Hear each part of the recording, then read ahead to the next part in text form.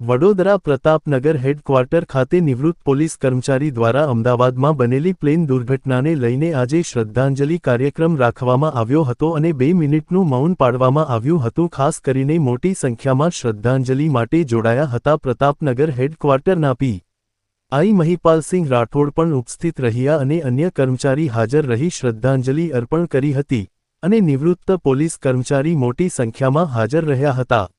Road Pratapnagar police headquarter ખાતે વડોદરા શહેર જિલ્લા નિવૃત્ત પોલીસ અધિકારી કર્મચારી એસોસિએશન અને આરપીઆઈ શ્રી એમ રાઠોડ સાહેબના સાનિધ્યમાં એમના સાથ સહકારથી ગઈકાલે અમદાવાદ મેઘાણીનગર ખાતે પ્લેન અકસ્માતનો બનાવ બનેલ, જેમાં પૂર્વ આપણા રાજ્યના મુખ્યમંત્રી શ્રી વિજયભાઈ રૂપાણી અને બીજા પ્રવાસીઓ મળી 290 ઉપરના લોકોના મૃત્યુ થયેલ છે।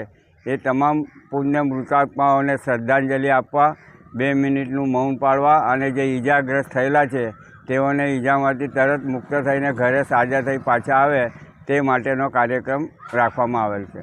કેટલા કર્મચારી જોડાયા હતા આજે? અત્યારે અમારા નિવૃત્ત એસોસિએશનના 60 થી 70 કર્મચારીઓ હતા અને ફરજ પરના હેડક્વાર્ટર ખાતેના ફરજ પરના બી અધિકારી કર્મચારીઓ 15-20 જણા જોડાયેલ હતા। આપનો પરિચય?